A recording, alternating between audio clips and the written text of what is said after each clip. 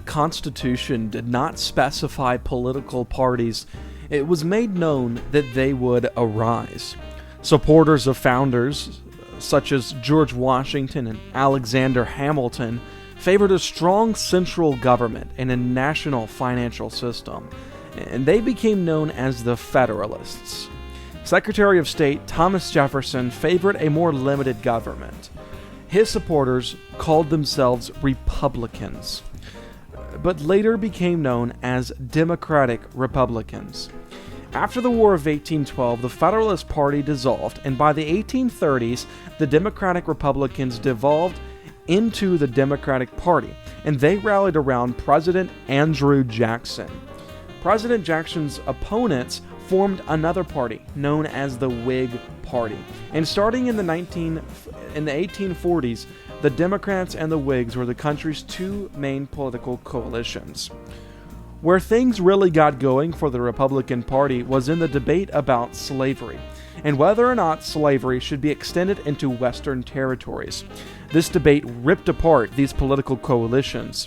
During this volatile period, new political parties briefly surfaced, including the Free Soil Party and the American Parties. Then, in 1854, in opposition to the Kansas-Nebraska Act, which would permit slavery in new U.S. territories by popular vote, drove an anti-slavery coalition of Whigs, Free Soilers, and Americans, and disgruntled Democrats to form a new Republican Party, which held its first meeting in Ripon, Wisconsin that May. 2 months later, a larger group met in Jackson, Michigan, to choose the party's first candidates for statewide office. It was not the Republicans' goal to abolish slavery in the South, but make sure it was not expanded to the West. In the all-important 1860 election, with the U.S. split and headed for war, the Democrats had two separate candidates, which propelled Republican candidate Abraham Lincoln to victory.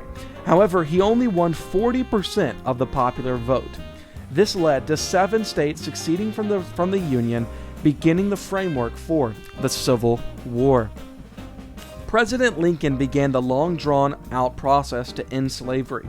He also viewed it as a way to eventually win the war, believe it or not. In 1863, the Emancipation Proclamation was passed, and by war's end, the Republican majority would pass the 13th Amendment, which abolished slavery.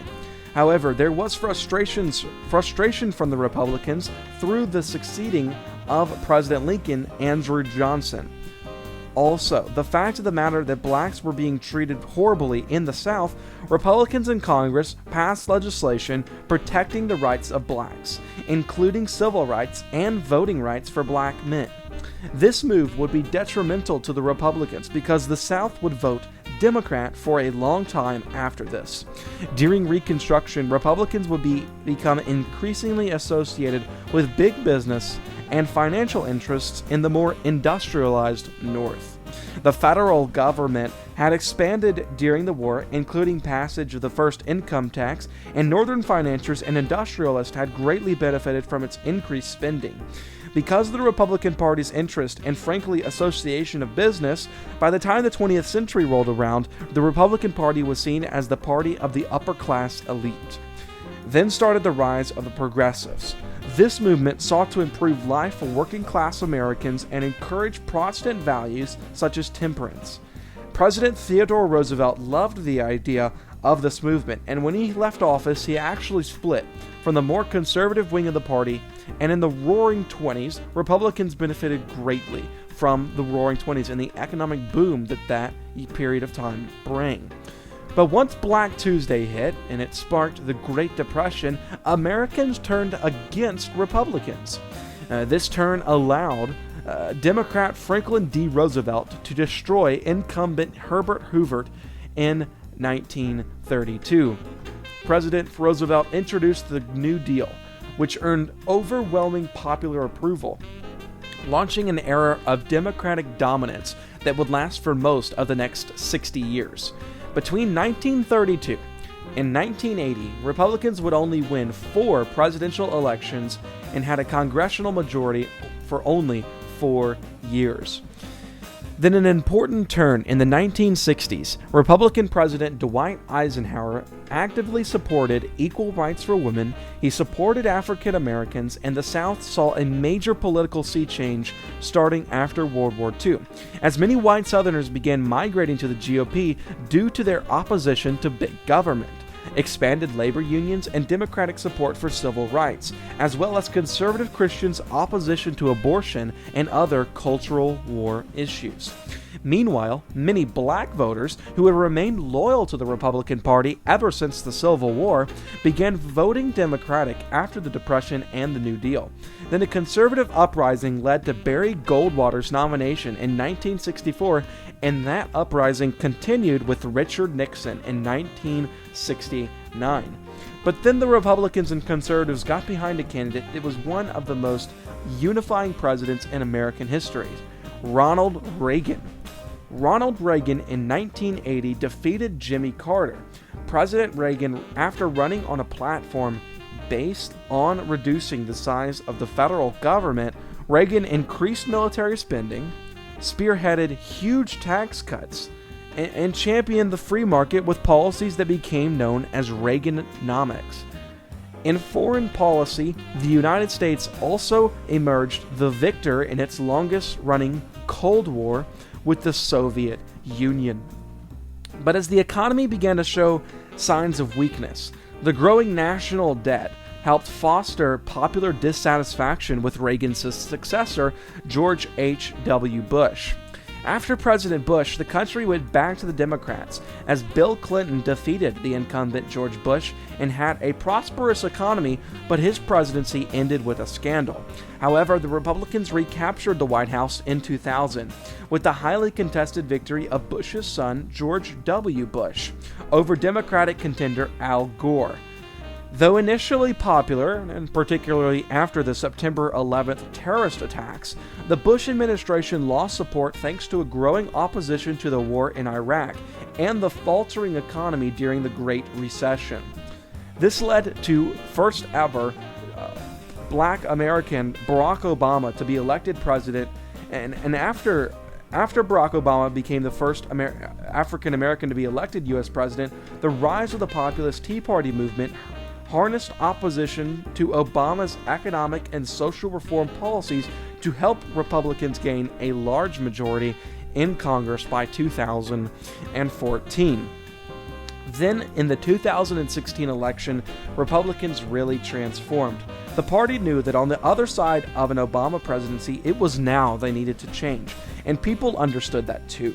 The Republicans also knew that Hillary Clinton would be waiting for whoever came out of the primaries.